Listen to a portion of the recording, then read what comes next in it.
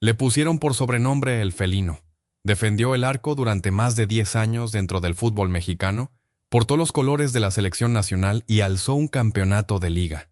Y ese mismo sujeto acabó privando de la libertad al marido de la propia Gloria Trevi, delatando a extraños para que una organización criminal los raptara, y entre esas víctimas figuraba una adolescente de apenas 16 años. Hoy, ya derrumbado, purga una condena de 75 años tras las rejas.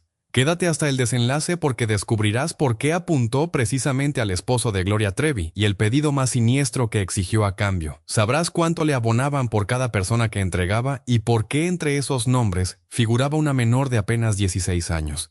Pero antes de llegar a ese vehículo donde aguardaba, sentado a que emergiera su siguiente presa, debes comprender algo porque lo que hizo aquel arquero no arrancó en una casa de seguridad, arrancó muchos años atrás en una cancha de tierra de Monterrey, donde un chiquillo delgado descubrió que poseía las manos más veloces del rumbo y que esas manos, algún día, iban a darle de comer. Antes de seguir, si te atrapan estas historias que nadie más se anima a contar, súmate al canal Famosos Destrozados, porque justo estamos por entrar a la parte donde todo se tuerce. Monterrey, Nuevo León, 13 de marzo de 1976. En una vivienda humilde de la colonia industrial vino al mundo un pequeño moreno, delgado, de manos largas para su edad.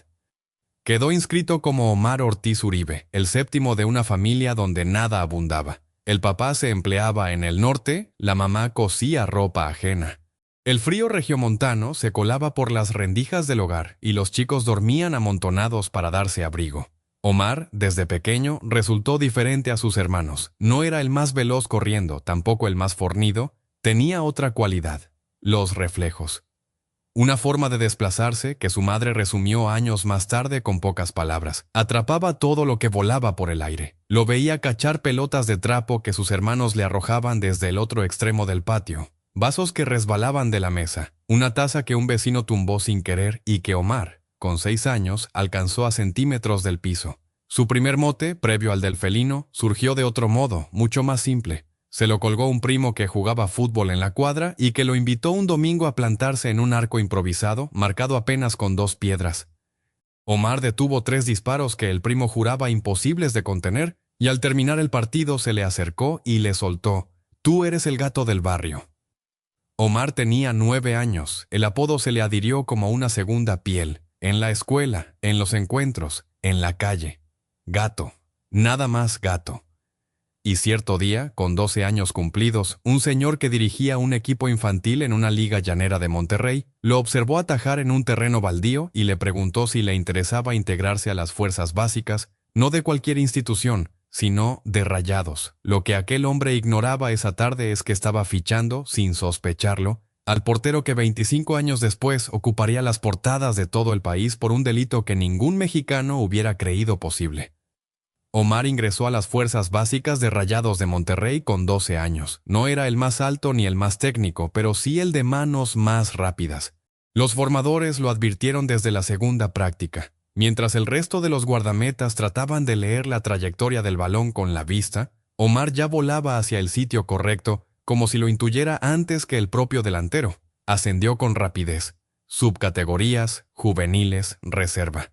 A los 20 años ya entrenaba junto al primer equipo. Era el suplente del suplente, pero estaba ahí, dentro del vestuario de Rayados, compartiendo terreno con jugadores que veía por televisión de niño, comiendo en la concentración el mismo menú que ellos, absorbiendo cómo hablaba un futbolista profesional, cómo vestía, cómo se movía en la calle, cómo se cobraban en serio los primeros sueldos. Firmó su primer contrato profesional en 1997. Tenía 21 años. Le entregaron una suma que su familia entera jamás había tenido junta. Ese mes, Omar adquirió lo primero que compra un muchacho pobre del norte cuando le llega dinero: ropa, un par de tenis costosos, una cadena de oro para él y otra para su madre. No derrochó, no la tiró, la conservó. Pero la prueba del dinero, esa prueba silenciosa, ya había entrado a su existencia.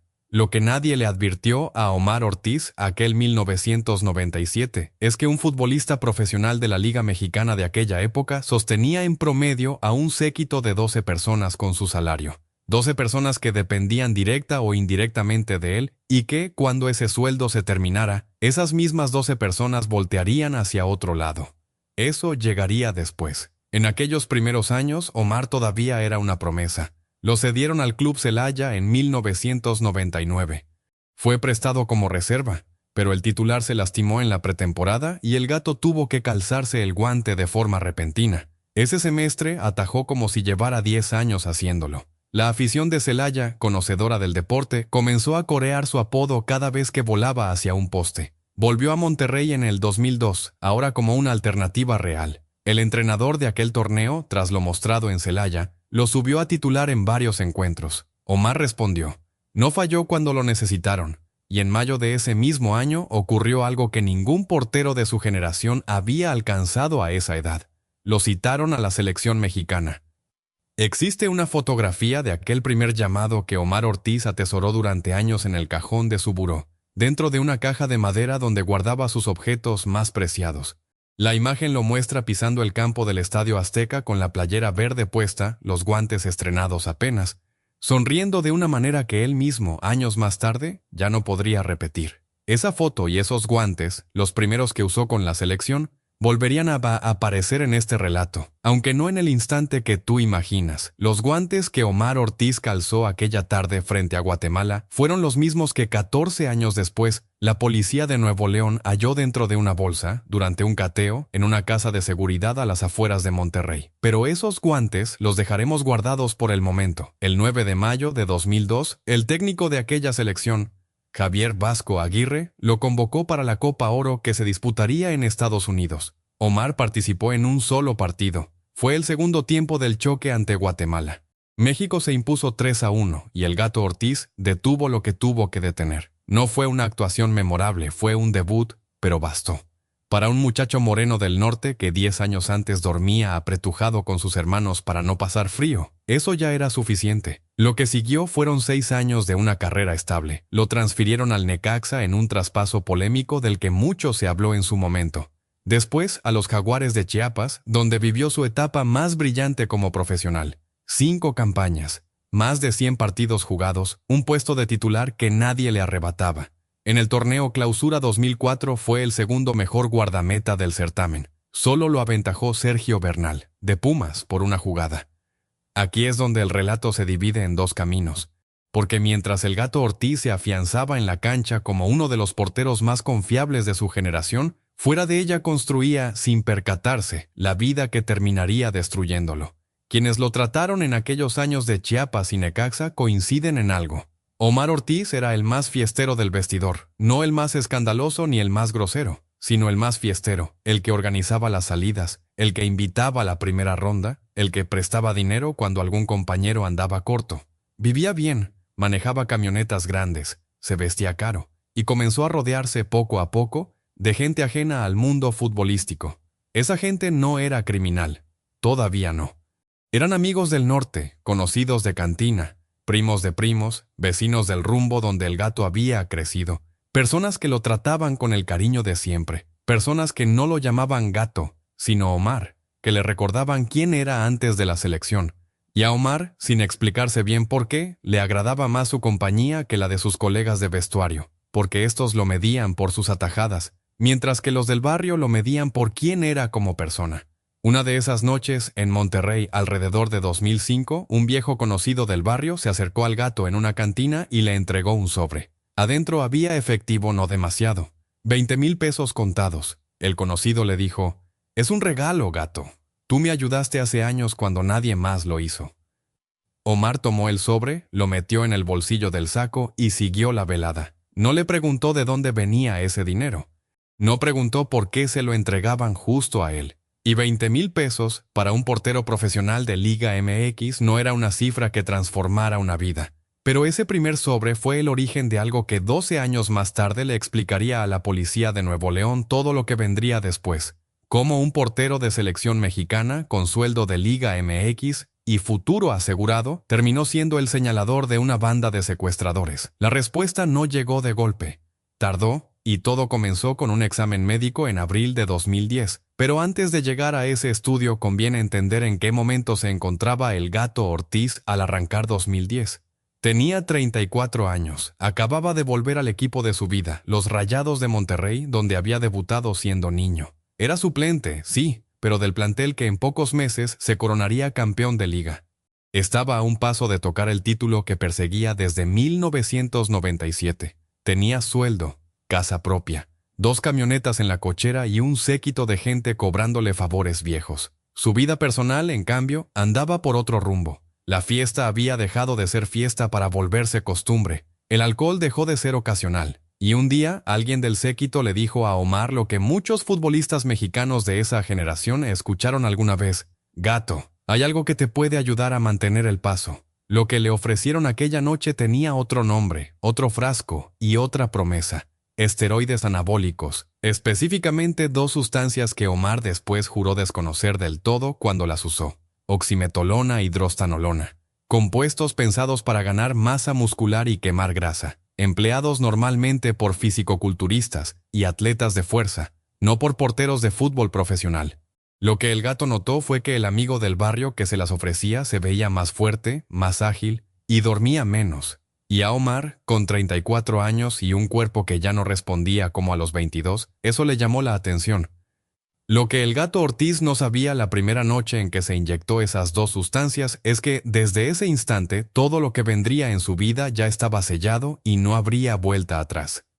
El 9 de abril de 2010, los Rayados de Monterrey convocaron a una rueda de prensa que nadie esperaba. La directiva del club anunció que Omar Ortiz, portero suplente del equipo, había arrojado positivo en 2 controles antidopaje. Los análisis se habían practicado durante la jornada 9 del torneo bicentenario, mientras el club disputaba en paralelo la Copa Libertadores. Las sustancias halladas eran las mismas 2 que Omar había aceptado meses antes de un viejo amigo del barrio. El 10 de mayo se dio a conocer el castigo: 2 años, 8 meses y 7 días sin poder ejercer su oficio. Vetado por la Liga MX, vetado por la Conmebol, sin posibilidad de jugar en ningún país afiliado a la FIFA durante ese periodo. Omar Ortiz salió de la oficina del director deportivo de Rayados aquella jornada con una sola hoja firmada en la mano y la mirada fría. No lloró, no protestó, no habló con la prensa, subió a su camioneta y condujo por la avenida Constitución de Monterrey durante 1 hora sin rumbo fijo. Después entró a una cantina del centro y permaneció ahí hasta las 3 de la madrugada bebiendo solo, sin dirigirle la palabra a nadie.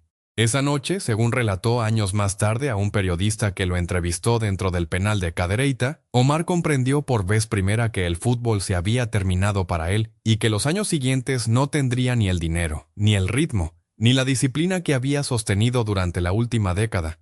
Un funcionario que en ese entonces trabajaba en la oficina de comunicación social de Rayados le comentó a un colega fuera de cámara una frase que reaparecería años después en una conferencia que cambiaría todo: «Al gato se le va a hacer fácil». Esa fue la primera vez que esas 5 palabras se colaron en su historia. La segunda vez, 2 años después, las pronunciaría en cadena nacional el vocero de Seguridad Pública de Nuevo León. Y esas palabras, por su exactitud despiadada, son las que mejor resumen lo que vendría.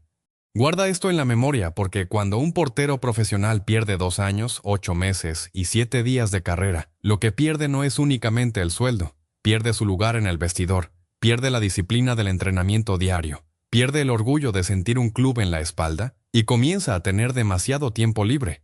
En los meses siguientes a la sanción, el Gato Ortiz se mudó de su casa principal a una vivienda más pequeña en otra colonia de Monterrey. A los pocos amigos que aún le contestaban el teléfono, les dijo que era por ahorro. La verdad era distinta, los gastos seguían igual, las camionetas, el séquito, las salidas, pero los ingresos habían caído a 0. La directiva de Rayados le siguió pagando una parte del contrato durante la sanción, pero esa fracción no alcanzaba para sostener el estilo de vida que Omar llevaba. Empezó a vender pertenencias, primero una camioneta, luego relojes, luego algunas piezas de joyería acumuladas en los años buenos. Vendía a precio de remate porque los compradores sabían que andaba urgido, y cuando se le agotaron los objetos, comenzó a pedir prestado, primero a familiares, después a amigos del medio, después a esos viejos conocidos del barrio que jamás habían dejado de buscarlo.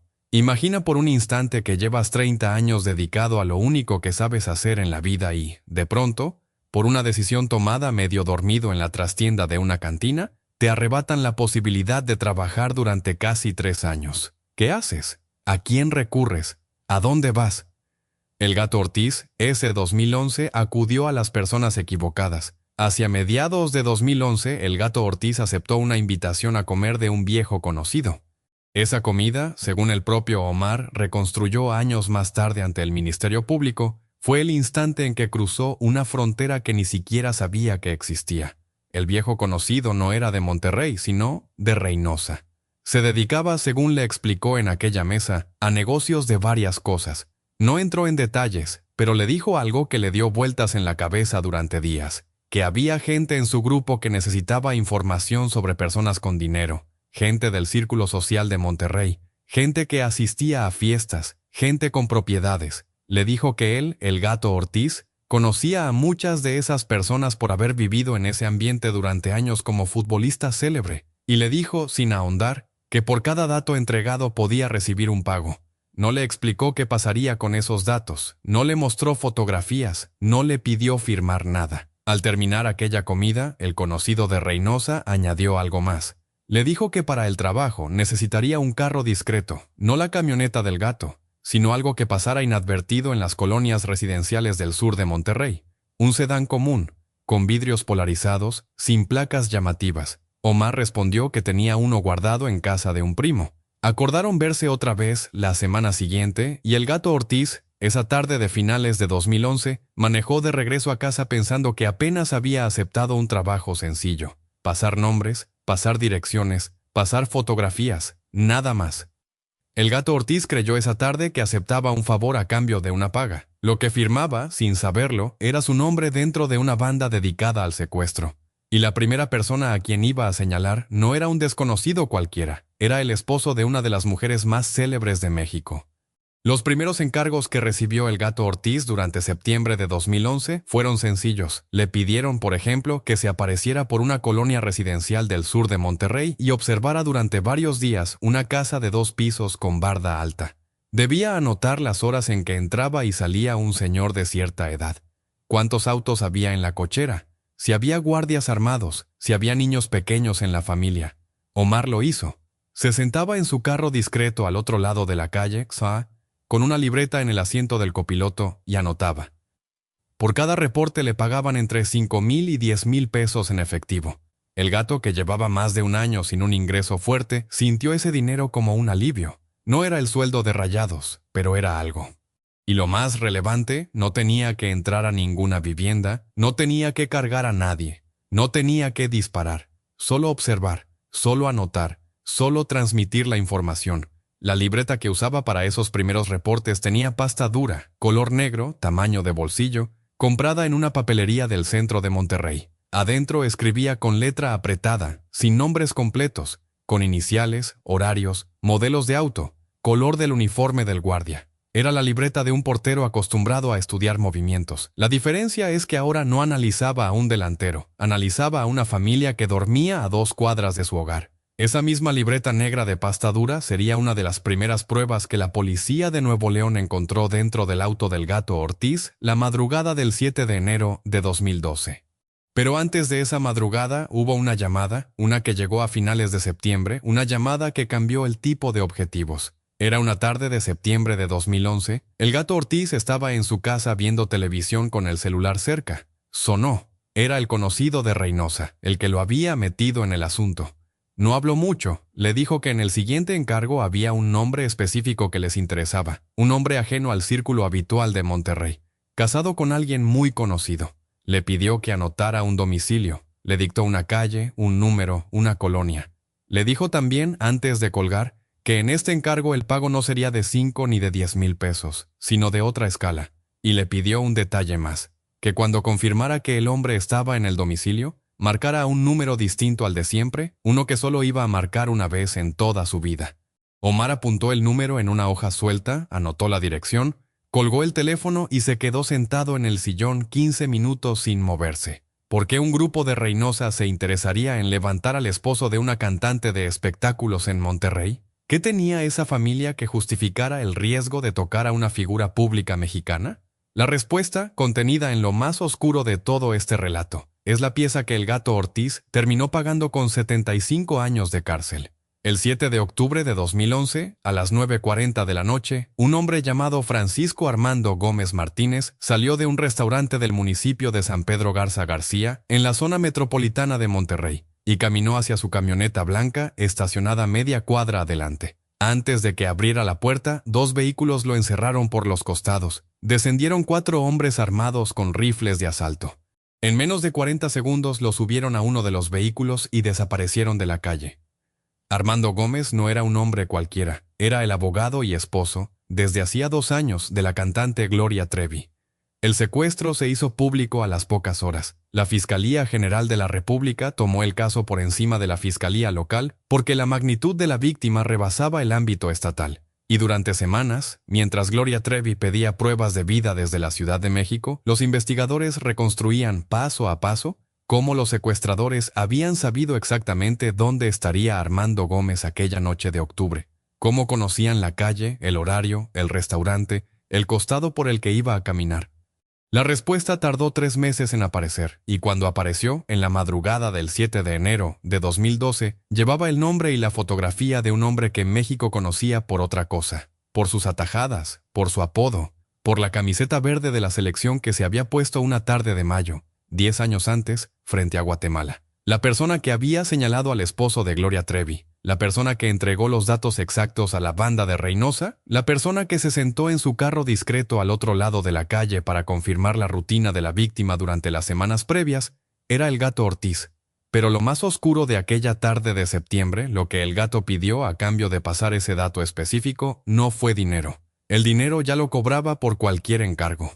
Lo que exigió, lo que la banda aceptó darle a cambio del nombre del esposo de Gloria Trevi, es lo que la propia Procuraduría de Nuevo León documentó en su carpeta de investigación, y es la pieza que convirtió este caso, un secuestro más entre tantos, en uno de los expedientes más oscuros del crimen organizado del norte mexicano. Y esa pieza, la que el Gato pidió aquella tarde por teléfono, la vas a conocer más adelante, junto con la verdad sobre la menor de 16 años, junto con la cifra exacta que la banda llegó a pagarle por cabeza, y junto con el nombre del compañero dentro del propio fútbol mexicano que estuvo a una llamada de distancia del Gato durante todo este asunto y que la prensa nacional hasta hoy sigue resguardando.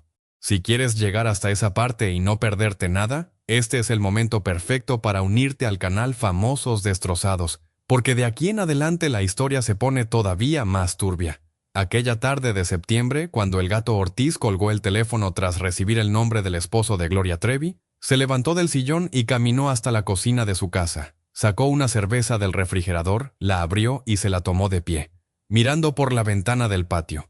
Tardó media hora en volver a moverse. Después subió a su recámara, abrió el cajón inferior del closet y sacó la libreta negra de pastadura. La dejó sobre la cama y la observó largo rato, como si el propio cuaderno pudiera decirle si lo que iba a hacer estaba bien o mal.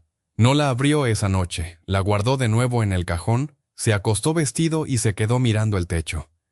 Lo que el Gato decidió en esas horas, según reconstruyó la propia Procuraduría de Nuevo León durante el proceso, fue una sola cosa. Aceptaría el encargo, pero pediría algo más que el pago acostumbrado, algo que iba más allá del dinero, algo que solo una banda con recursos y contactos podía otorgarle a un hombre suspendido del fútbol profesional, sin sueldo, sin opciones, sin futuro. Aquí aparece la pieza que ningún medio mexicano contó completa en su momento, porque el Gato Ortiz no señaló al esposo de Gloria Trevi a cambio de dinero. Pidió otra cosa, algo que guardaba en secreto desde hacía meses, algo relacionado con un nombre, una dirección y una deuda que él no quería cobrar con su propia mano. El conocido de Reynosa le devolvió la llamada al día siguiente. Hablaron menos de 3 minutos. El Gato le dijo que aceptaba el encargo y le contó, sin levantar la voz, lo que pedía a cambio. Del otro lado hubo un silencio breve. Después, una sola palabra: hecho. El Gato colgó. Salió esa misma tarde, manejó hasta el carro discreto que guardaba en el patio de un primo y comenzó su labor. Las 2 semanas siguientes se fueron en vigilar. Armando Gómez tenía una rutina firme. Salía de su casa en San Pedro Garza García alrededor de las 8:30 de la mañana, conduciendo él mismo una camioneta blanca de modelo reciente. Iba a una oficina del centro financiero. Comía casi todos los días en uno de 2 restaurantes del mismo municipio. Regresaba a casa entre las 8 y las 9 de la noche. Los fines de semana viajaba con frecuencia a la Ciudad de México, donde Gloria Trevi pasaba la mayor parte del tiempo grabando un disco.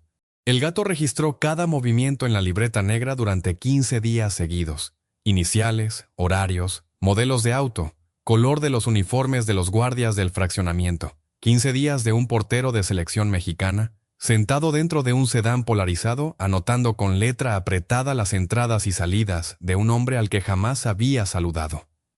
Y al concluir el 16º día llegó la noche del 7 de octubre. Esa noche el gato no estuvo en la calle donde se consumó el secuestro. Su labor había terminado 2 días antes, cuando llamó al número que le habían dado y confirmó que Armando Gómez estaría en el restaurante La Catarina, en San Pedro Garza García, cerca de las 9:30.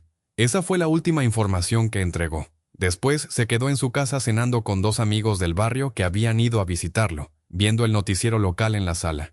Cuando la nota del secuestro apareció en pantalla alrededor de las 11 de la noche, el gato Ortiz no cambió el gesto. Uno de los amigos comentó, distraído, lo peligroso que se había puesto el norte. El otro soltó un chiste sobre las cantantes. El gato sonrió de lado, dijo 2 frases sin importancia y se levantó a sacar otra cerveza del refrigerador. Esa fue su reacción documentada esa noche, según declararon después esos mismos 2 amigos ante el Ministerio Público. La Fiscalía consignó esa actitud como uno de los elementos de la acusación. Indiferencia ante la noticia del secuestro de la persona que él mismo había señalado 2 semanas antes.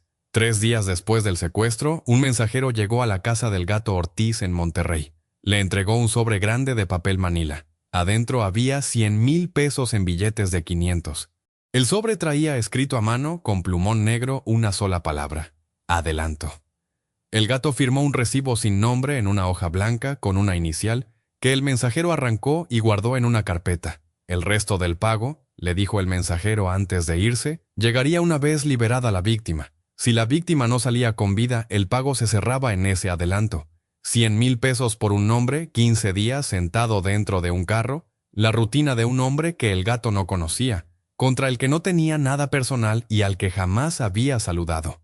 Para una banda ligada al cártel del Golfo, era una cifra razonable. Para un portero suspendido, sin sueldo desde hacía 18 meses, era el rescate que él mismo llevaba pidiéndose desde el día del positivo en el antidopaje. Tras el éxito del operativo contra Armando Gómez, la relación entre el gato Ortiz y la banda subió de nivel. Ya no le pedían reportes sueltos, le pedían personas, le pasaban perfiles, empresarios de mediano capital del estado de Nuevo León, esposas de empresarios, hijos adolescentes de empresarios. Le mostraban una fotografía, le daban un sector general de Monterrey o de Cadereyta y le pedían que averiguara dónde vivía, a qué se dedicaba, a qué hora se movía, si contaba con guardias. Por cada perfil completo, el gato cobraba entre 50,000 y 100,000 pesos, según el caso.